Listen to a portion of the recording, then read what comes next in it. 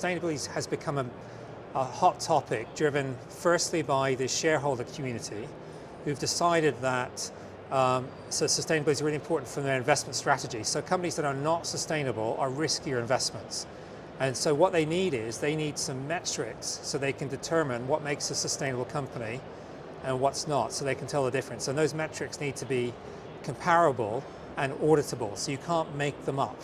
So they have to be legitimate. So, and then secondly, we've got government regulation coming on. So governments have made their own commitments around carbon emissions and net zero reductions. So they care about it. And then employees care about it as well from an emotional connection, because we live in a planet and we want that planet to continue. So we want to work for companies that are taking sustainability importantly. And because of those three different groups of stakeholders, it means that when you buy a good or a service, so when you're making that investment, you're actually buying in the sustainability credentials of that organization you buy from. So it's now become important to every buying decision.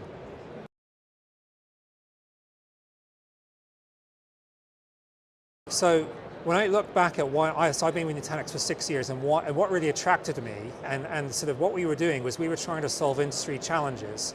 And so one of those was actually, I have a t-shirt from 6 years ago which has "I hate waste" on it. And that was about IT resource waste, because it was very wasteful, the traditional architectures wasted resources. And so we were trying to make those resources more efficient, so optimize them through right sizing, through software, a software-driven approach, so that you only consume the resources that you really needed. And so it was, we were a sustainable company, but we didn't call ourselves a sustainable company.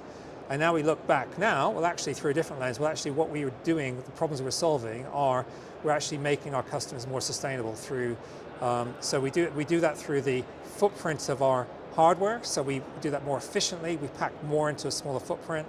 We do it through our software, a software-driven approach, which is where innovation, so with a hardware approach, so IT hardware vendors force customers to buy new hardware every 4 or 5 years on these cycles. And we've tried to move away from that. We deliver innovation through software. So every 6 months you get new features and your hardware performance improves, so you don't actually need to refresh the hardware.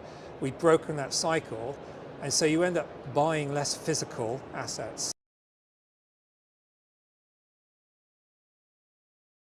To give you a real life example, so we have a customer in the UK, and they are, so they run a 999 service, so if you have an emergency in the northwest of England, you ring them.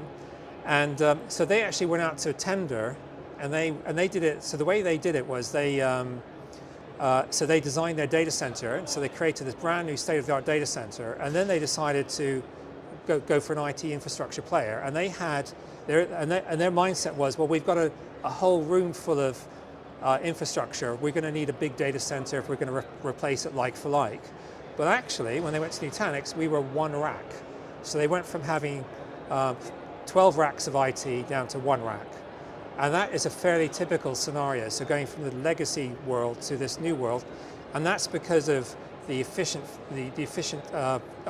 footprints of the HCI infrastructure and what we do with our software, which is where we optimize the consumption of resources so you don't get that wastage anymore. So those are the sort of two things that are driving down the energy consumption. We've got an independent study from a company in Germany called Atlantic Ventures, and they've looked at the HCI stack and they've said it's roughly 27% more efficient than an equivalent brand new 3-tier.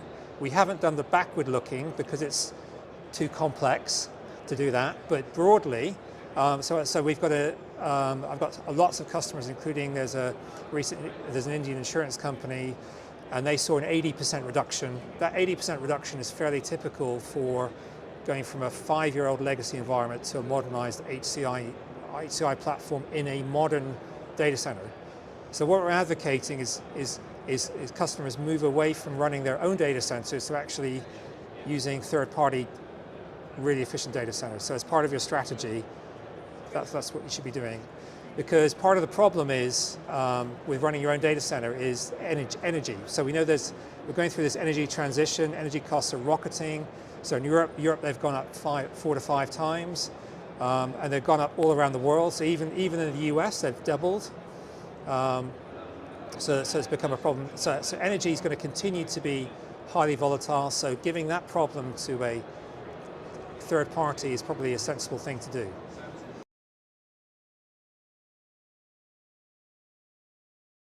We moved our HQ a couple of years ago.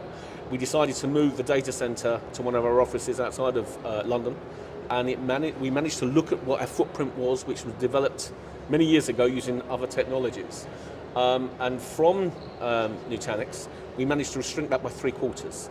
And that also reduced the heat, it reduced the power consumption, it reduced the air conditioning. Also things like UPSs, they last 3 times as long now in case of an emergency.